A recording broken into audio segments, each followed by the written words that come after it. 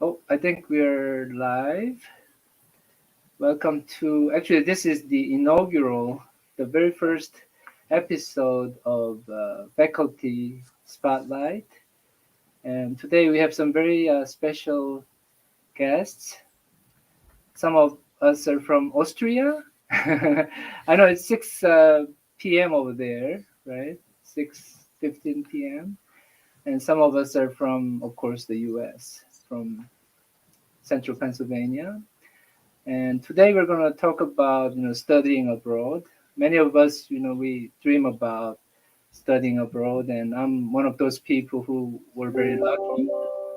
I'm originally from South Korea, and now, of course, I'm a citizen in the U.S., but that was a terrific experience. Dr. Rizvi actually here had a similar experience, but I'm going to let them introduce themselves very briefly. So starting with, let's see, Simon, please. Hi, thank you for having us. So my name is Simon Choa. So I'm the department head of the Department Computer Science and Security at the St. Pölten University of Applied Sciences, and I'm also the academic director of the study program Cybersecurity and Resilience. And I'm glad to present our study program to you. My research in the field of cybersecurity focuses on cyber resilience, business process security, and high-risk artificial intelligence. And I'm glad to share my experience and information with you. Wow, that's very impressive. I mean, you're really doing your research on all these really cutting edge type of very popular topics. Very exciting. Let's move on to Alex. Oh, by the way, the university is located in Austria, especially in Lower Austria. Is that correct? Yes, that's And and people sometimes I don't know they get confused between Austria in Europe and Australia. So yeah, this one is in Europe. Yeah, Of course. Yeah. Yeah. Go ahead, Alex. yeah, the one in Austria without kangaroos. So Yeah. When I was in Austria, I didn't see any kangaroos or wallabies or anything like that. yeah, so hi from my side as well. Thank you for having me here. My name is Alexander Adrovica. I'm the academic director of the master program Digital Innovation and Research, also at the University of Applied Sciences in St. Pölten. I'm also working as a lecturer for artificial intelligence and machine learning, which are also my main research topics. And especially, I'm interested in the ethical side of these fields. So, I'm very broad in that sense. So, because I think it's something that concerns us all. So, we all have to be aware that whenever we work with data, that we're influencing people on the other side. So Right. that's what I'm doing basically. Right. Right. Oh, that's very interesting and fascinating because AI is these days, I think, closer to us. And for example, when I write up an article, I would have AI, tell me whether my writing is, good or bad. And sometimes I don't always, agree with what AI is saying because it doesn't make any sense. So I trust myself more in that case. But I think it's good to have some, suggestions and choices like that. Yeah. But I guess your research is kind of addressing some of those aspects, of course. Yeah. Yeah, wonderful. Moving on to Dr. Rizvi. All right, thank you. Good afternoon, everyone. I am Dr. Syed Rizvi, and I'm an associate professor at the Pennsylvania State University in the College of Information Sciences and Technology. And I think I've been here for now almost 10 years as part of Penn State. And my research is also, in cybersecurity, especially, focuses on artificial intelligence, machine learning, uh, specifically, last, I think, 2 or 3 years, I focused a lot more on investigating the security issues and data privacy issues in the IoT devices, IoT networks. And same, I also teach, in cybersecurity courses, security and risk analysis courses. And happy to be here, part of this session. Wonderful, Syed. And we have a very special guest here today too, and he is one of our students at Penn State Altoona. Is it true, Navid? Yeah. So introduce yourself, Navid, a little bit. Sure. Hello, I'm Naveed. I'm a senior at Penn State Altoona, and I'm pursuing a bachelor's of science in cybersecurity, analytics, and operations with a focus in economics. And I've been working for about a little over a year for Dr. Rizvi as a research assistant, and we've been mainly focused on, as you mentioned earlier, data privacy with IoT devices. And I had the opportunity to contribute towards a research journal. Over the last few semesters, and it's really interesting. And I want to, further increase my knowledge in IoT, cybersecurity, data privacy, because I think that those are very relevant topics today, especially with everything going online, especially after COVID. So yeah, I'm really looking forward to this presentation, and yeah. Yeah, that's great. I mean, as an undergraduate student, being exposed to research could be really like life changing, and I know that is your experience, right? And you're now developing this interest in research, and you're thinking about going to grad school, and there are a lot of these positive changes when you get into these types of activities associated with working with the faculty members and so on, so, which is wonderful. Yeah. So the next segment of our session today is both Simon and Alex just giving us a very brief presentation on their programs. I think focusing more on the graduate side. So I'm going to have Simon and Alex talk a little bit about what's available in their programs. Thank you very much. Uh, so, yeah. Uh, Thank you for joining our presentation, and I will present briefly our master programs together with Alex. Before I start, I would like to give a brief overview on our university. Yeah, so St. Pölten University of Applied Sciences is a very young and modern university. It was founded in 1993 and has approximately 3,200 students enrolled. Yeah, we do have like a new campus, which you could see on our slide, which opened last autumn. Yeah, so and with this new campus, where we had the opportunity to modernize our studios and labs too. So in order to provide you a good study experience. As Dr. J already said, we do have like more bachelor and master programs. So we do have like 13 bachelor and 14 master programs in total. We also have like one English speaking bachelor program, but we will focus today on the master programs. What's interesting to mention, so if you know Austria, the capital of Austria is Vienna, so it's like considered as one of the world's most livable cities.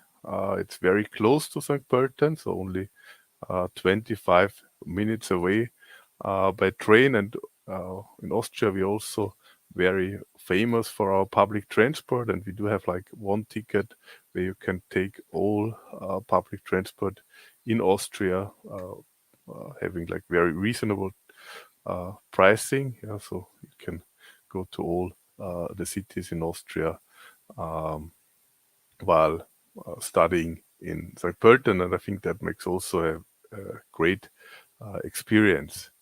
Yeah, St. Pölten itself is a rather small town with a very good quality of life, because we do have like a lot of cultural events. We do have like sport facilities. We do have like a lot of shopping possibilities, and of course a very nice Baroque old town. So actually, St. Pölten is one of the oldest towns. So it has a very good mix between quite modern facilities and universities on the one side, and a very cultural and Baroque city center on the other side. Yeah, I also want to briefly outline our infrastructure for both study programs. So for the we do have like 6 specialized labs with like different themes, from deep learning labs to data science labs, but also to our cyber defense center or industry 4.0 lab, in order to support like all modern teaching. I also brought some screenshots from our labs, seeing on the top left, for instance, our cyber defense coordination center with like a lot of screens, of course, to see the situation and awareness. On the top right, a normal computer lab, and on the bottom left, for instance, the artificial intelligence lab, where they are like also programming a robot, a now robot, and the other pictures are from our industrial and electronic labs, like a 3D printer or a robot's arm, where we can like simulate a realistic environment. Yeah, so I want to also briefly introduce the program, say a few words. So it's on cybersecurity and resilience. Yeah, important is also the resilience part, as we can observe a shift from the initial security mindset, which is more like a fortress with a strong perimeter and guards waiting for the attackers to come, towards a more resilient approach, where we already assume breach. Yeah, so I say it's more than how our body works. Yeah, you can say we are always aware that the body could be already breached, and we have to somehow react to this situation, contain the damage, and live with the situation and adapt. And that's also what resilience is all about. The study program itself graduates with like a Master of Science in Engineering, so an MSc. It's lasts for 4 semesters, and it's a dual study program, which means that you do have also praxis-oriented phases within companies where you have to where you have projects where you apply your learned knowledge. We do have like 30 seats per year, and in order to apply, we require a bachelor degree in computer science, or with at least 60 credits in computer science.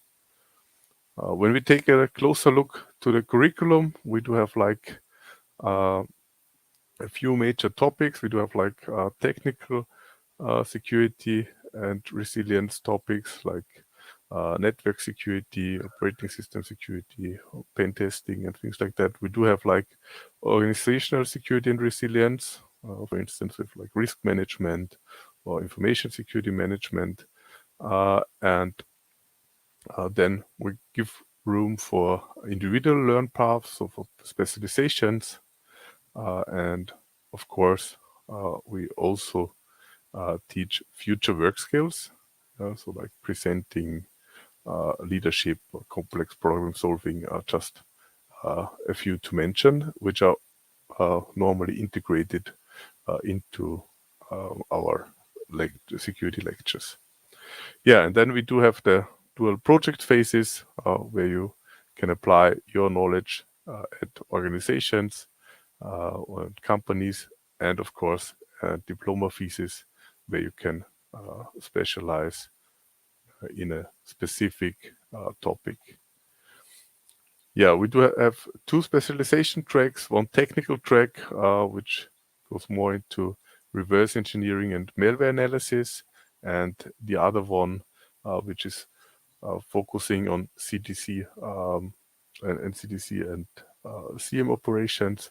And for the organizational track, we do have like two subjects. One is the information security governance and strategy, and enterprise security architecture, where we outline how to secure the organization from the top level throughout all the layers of an organization.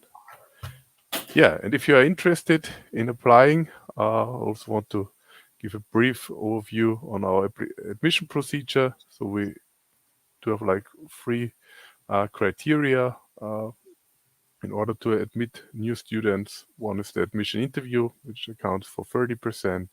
Then the grades of your bachelor certificate, which accounts for 10%, and a computer-based test, which is like a multiple choice test in the areas of software engineering and programming, operating systems, network technologies, and databases. So it's like a general test so that we get a good overview about your skills, and maybe can also give advice what topics you should look at when joining the program. Okay, so that's a brief introduction of the Cybersecurity and Resilience Master, and want to hand over to Alexander. Yeah, thank you very much, Simon. So the other master we have to offer you is the Digital Innovation and Research.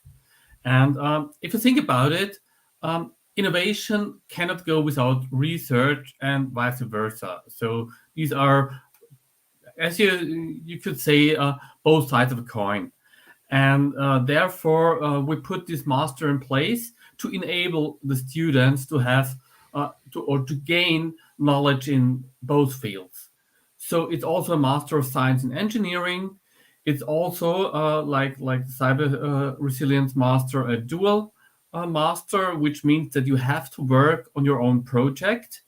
You can either bring it with you, or we provide you with one of the projects out of our own research institutes.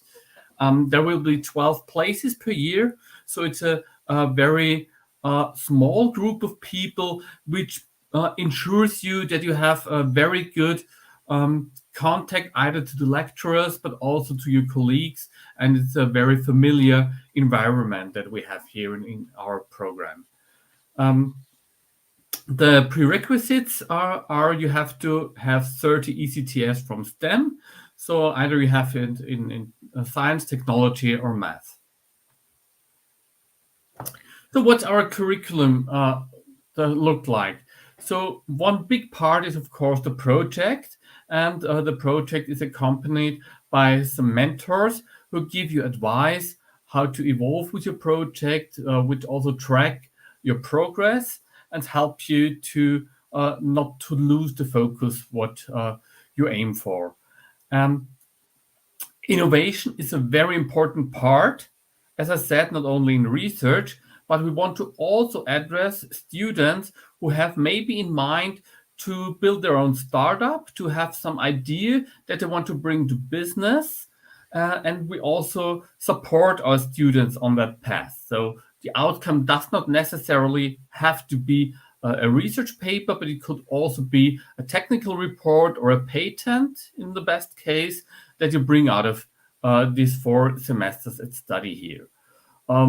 Of course, we'll teach you academic research. So you get all these tools that you need if you want to start a career in academia. What's important? That how do I write research proposals? How do I write a good paper? How do I write a paper that gets accepted? So, and that are all these bases that we teach you, so you can then directly start your career in academia, but also you have the opportunity to do the business side and start your own company. Computer science, of course, is a very important part. But sorry, Simon, one short thing. We have the electives where you have the opportunity to make your own path through the studies. So examples are you can choose from deep reinforcement learning, you can do federated machine learning, cybersecurity. So you can also take courses from the cyber security master. And we also have a very broad teaching spectrum here in St. Pölten. So you can also choose from other master programs that are offered in English as well. So what do you have to do to get admitted at this master? It's a little bit easier. You have to do the admission interview, which is 60% of the admission procedure, where you also present your project ideas and where you present that you have the ability to do this research project, to successfully do it, or if it's not a research project, also your business ideas. So you present your ideas there, and the remaining 40% are the bachelor certificate that you bring with you.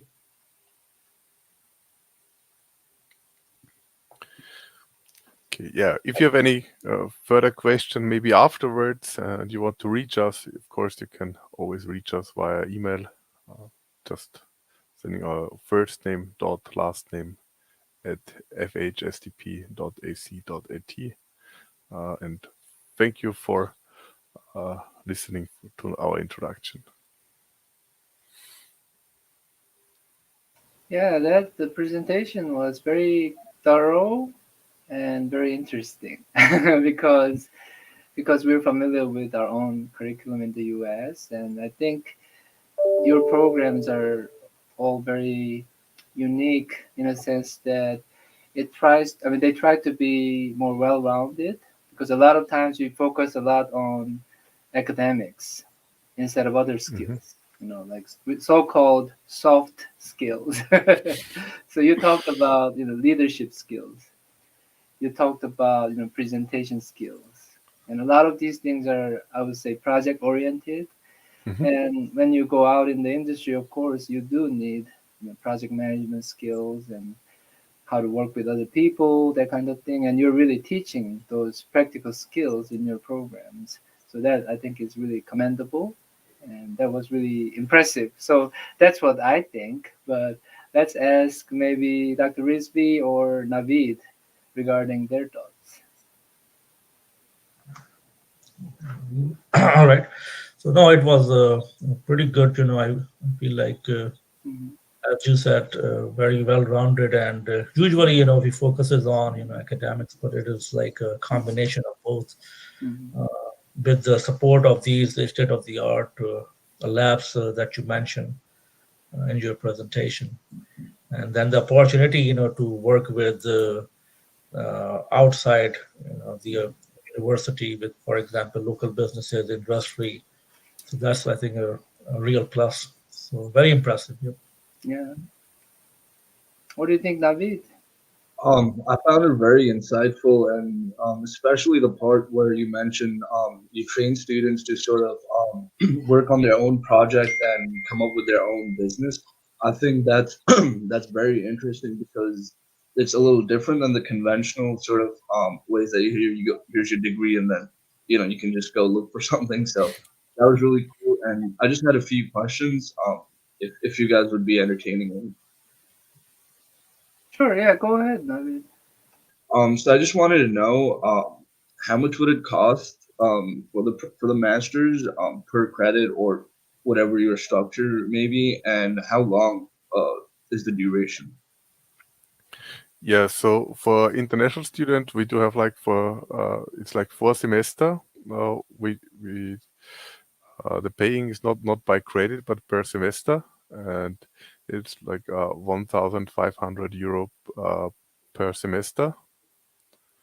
And yeah, for like the best students, there is some support. Yeah, so the best three students get like a wave or half a wave um, of the study fees. Yeah, I think there are a lot of other options too, in a sense that let's say you're a student based in the US, like you are, Navid, and then you want to spend the summer or you want to spend the semester, if you want to spend the year. I think they're able to probably accommodate your schedule a little bit too, if that's what you're looking for. Is that true, Simon or Alex?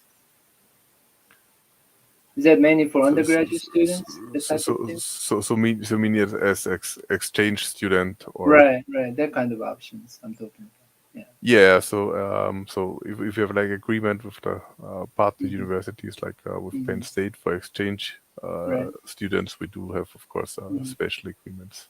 Right, right, right, right. Yeah. So that was just kind of the out of box thinking I was talking about, but we're talking more about the conventional programs. But I'm Mhm. just curious, Navid, would you be interested in something like that after you graduate?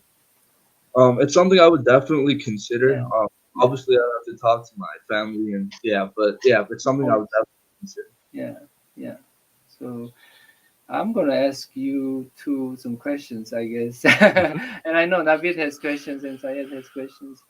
So the first question I have is, I mean, I think we already talked about why your programs are so unique. So I don't think we need to talk about that probably too much. But do students need to be able to speak German? I know the primary language, although you have different, I guess, way of speaking German, probably in Austria compared to Germany, German, I guess. But do they have to be able to speak the language? So in order to study at our university in the English speaking master program, they don't. Yeah, so all courses are taught in English and all assignments and exercises are English, and we also have like a international office which uh, are supporting the students also in English at any time. Of course, it's beneficial to learn English, as you said, and we also offer like German courses beside the study program. So you don't have to, but yeah, of course uh, we try to convince all students also to learn German to some degree. Yeah. Wonderful. Okay, so I've asked enough questions, so I'm gonna have maybe Dr. Rizvi ask a question. All right. So I think some of the questions you already answered in your presentation about the resources in terms of labs and the infrastructure. But my question is a little bit different in a sense, like about like how much diversity you have in the student population, like from how many different countries you're expecting the international students. So, so if I take a look in the current course, yeah, so we have like three students from Austria, yeah, so having 30 seats. So we do have like a wide range of students coming from Italy to Norway, Hungary, Bulgaria, Australia even. Australia, So yeah, yeah, yeah, yeah. India. So it's a we have quite a lot of international students, and I think that's also the uh, yeah one of the unique uh, things about the study program. Yeah, so that you really have a lot of different cultures, a lot of different angles and perspective, which makes the discussions also incredibly interesting. Yeah, so they have like different backgrounds, all from good universities of other countries, and yeah, this enriches the teaching a lot. Yeah. Yeah, the same is same is true in my program. So I have only one Austrian student actually. So the others are from China, India, Russia, Pakistan, Kenya. So it's a very good mixture, and it's really enlightening us to work with so many different people. Yeah, That's that's wonderful. so. I have a follow-up question, Dr. J, if you don't mind. Yeah, Uh, please go ahead. So I'm not sure if I missed that, but what is the length of the program in terms of credit hours? Like usually we have here, most of the time it's 30 credit hours typical. Yeah. So, and the second question is, do you guys have options available in terms of thesis versus project? And when we do project, when we do masters, we usually have these two options. You can finish the last 6 credit hours as thesis versus as hands-on project. hmm Okay, so we have like all in all we have 120 ECTS, which are the European credits. I think they're a little bit different to the US credits.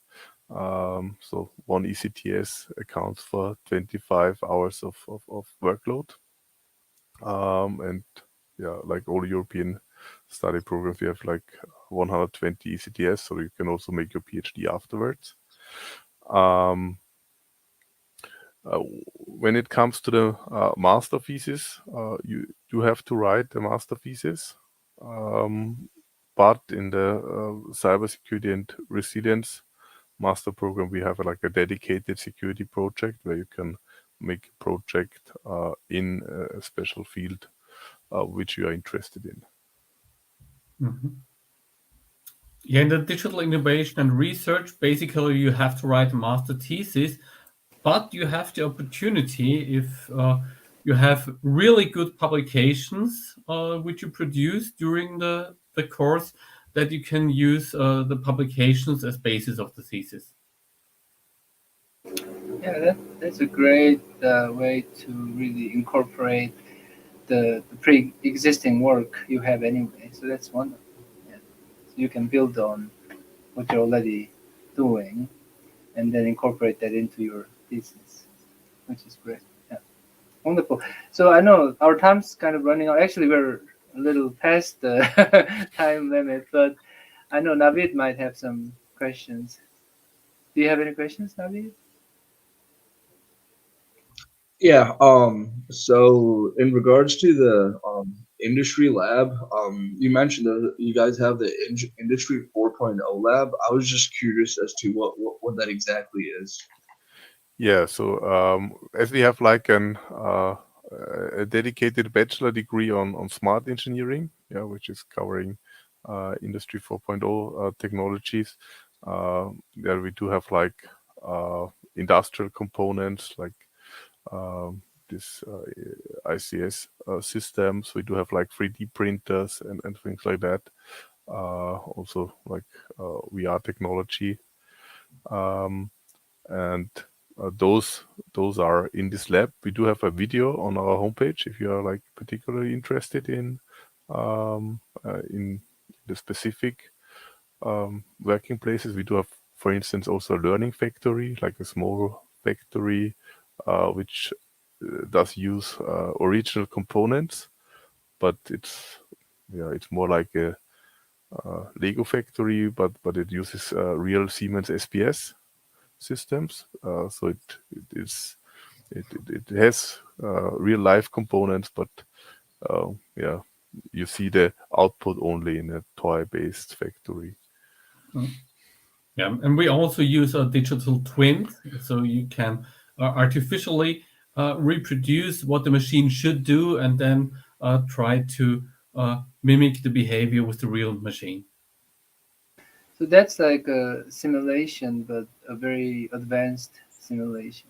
Is that right? Yeah. Digital twin. Yeah.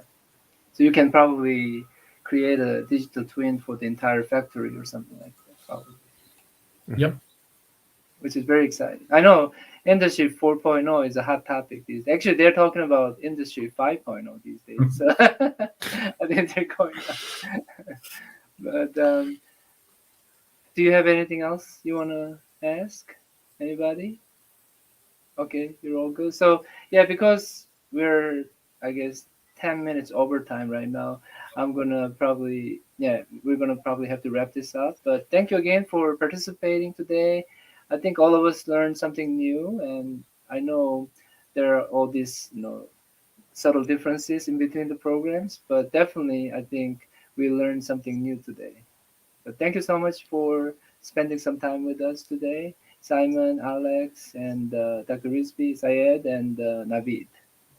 See you Thank you soon. for the invitation. Mm-hmm. See Thank you. you. Uh-huh. See you. Bye. Yep. Don't go yet.